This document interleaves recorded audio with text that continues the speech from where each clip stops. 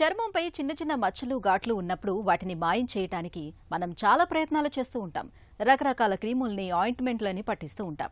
ఆకుపసర్ల వంటి నాటు వైద్యాల్ని కూడా ప్రయత్నిస్తూ ఉంటాం. నిజానికి వీటి వల్ల మచ్చలు, ఘాట్లు తగ్గకపోగా లేనిపోని సమస్యలు వచ్చి పడుతూ ఉంటాయి. చర్మంపై కనిపించే మచ్చలు, ఘాట్లని మటుమాయం చేసేందుకు ఆధునిక వైద్యంలో ఇవాళ పీల్స్, డెర్మాబ్రేషన్ మొదలుకొని లేజర్ల వరకు చక్కటి చికిత్సలెన్నో అందుబాటులో ఉన్నాయి. ఘాట్లు, మచ్చల్ని మాయం చేసే ఆధునిక చికిత్సల గురించి ఇప్పుడు తెలుసుకుందాం.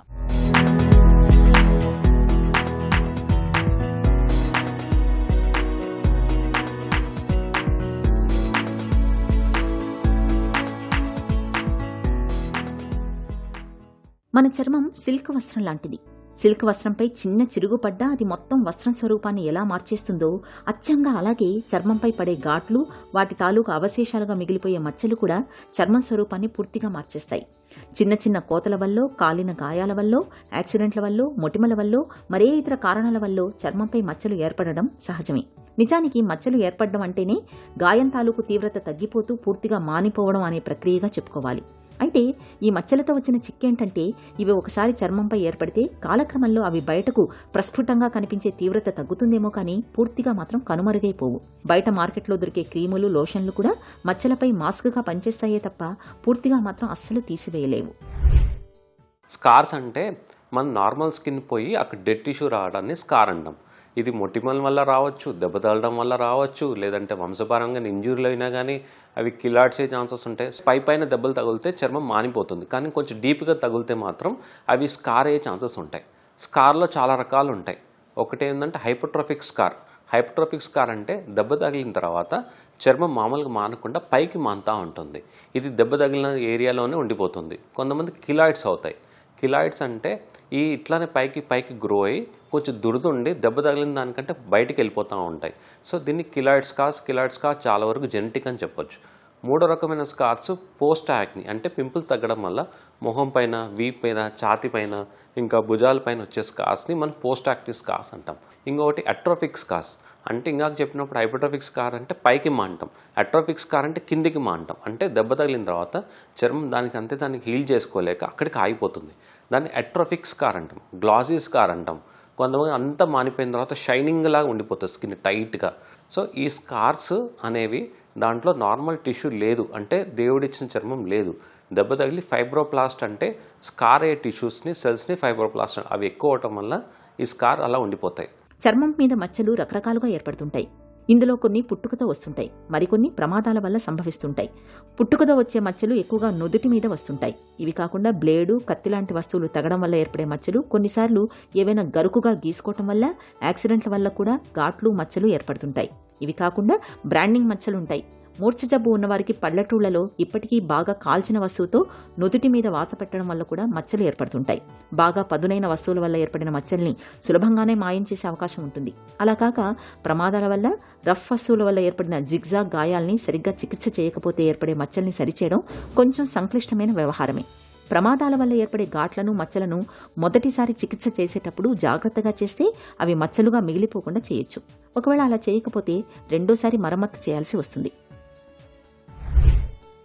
స్కార్ మనం సర్జరీ చేయించుకున్నా కానీ దాని ఫుట్ ప్రింట్స్ అంటే ఒక లైనో, ఒక మచ్చలో ఏవో ఉండిపోతాయి తప్ప ఏ స్కార్ ఏ డాక్టర్ కంప్లీట్గా తీయలేము.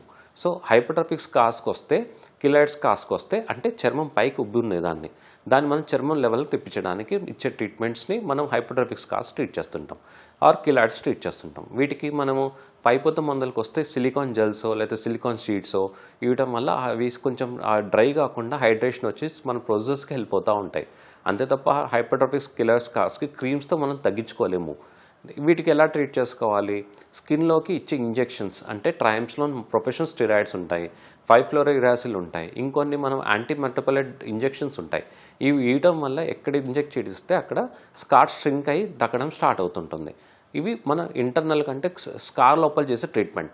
దీంతోపాటు పైన మనం లేజర్స్ కానీ, దాంట్లో లేజర్స్కి వస్తే ఎర్బిఎంఆక్ లేజర్ కానీ, లేదంటే ఫ్రాక్షన్ CO2 లేజర్ కానీ, లేదంటే లిక్విడ్ నైట్రోజన్ ట్రీట్మెంట్ అంటే క్రయోథెరపీ. ఈ క్రయోథెరపీ అనేది వెస్ట్రన్ కంట్రీ, యూఎస్లో, ఆస్ట్రేలియాలో కొంచెం ఫేమస్ ట్రీట్మెంట్.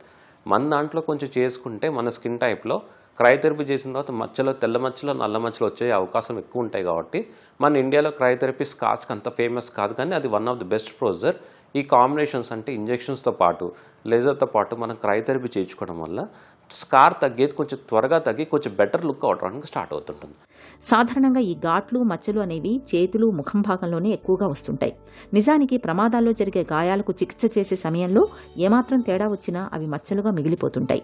ఈ మచ్చలు ఏ కారణం వల్ల ఏర్పడినా వాటి తత్వం, అవి చర్మంలో కలిసిపోయే కాలం అనేవి వ్యక్తుల్ని బట్టి, గాయం తీవ్రతను బట్టి ఉంటుంది. కాస్త తెలుపు రంగులో ఉండేవారికి మచ్చలు కనిపించకుండా పోవడానికి ఎక్కువ కాలం, నలుపు రంగులో ఉండేవారికి కాస్త తక్కువ కాలం పడుతుంది. ఇక చిన్నపిల్లల్లో ఏ ప్రమాదం వల్లనైనా ఘాట్లు మచ్చలు ఏర్పడితే వాటిని మొదటిసారి రిపేరీ చేసేటప్పుడే జాగ్రత్తగా సరిచేయాలి.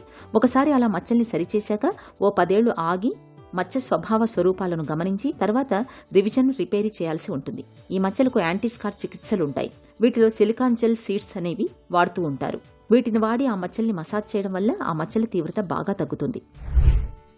రోలింగ్ స్కార్స్, బాక్స్ స్కార్స్, హైస్ట్రిక్ స్కార్స్ బట్టి వాళ్ళ స్కిన్ టైప్ బట్టి ప్రొసెస్ ఉంటాయి. డర్మా రోలర్ కానీ, సబ్సిషన్ కానీ, ఫ్రాక్షన్ CO2 లేజర్ కానీ, లేదంటే ఎర్బిఎంఆగ్ లేజర్ కానీ, దీంతో పాటు కెమికల్ పిల్స్ యూజ్ చేసుకుంటూ కొత్తగా ఎండోలిఫ్ట్ అంటే స్కిన్ లోపలికి వెళ్ళి మనం స్కార్స్ని అప్లిప్ చేసే టెక్నాలజీలో ఉన్నాం మనం.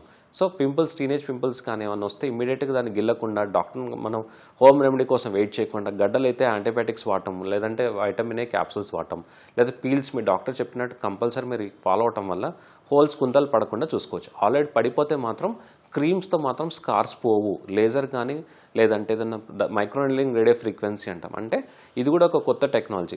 కొంచెం చామన్ ఛాయ నుంచి నలుపు ఉన్న వాళ్ళకి లేజర్స్ వర్క్ చేయవు.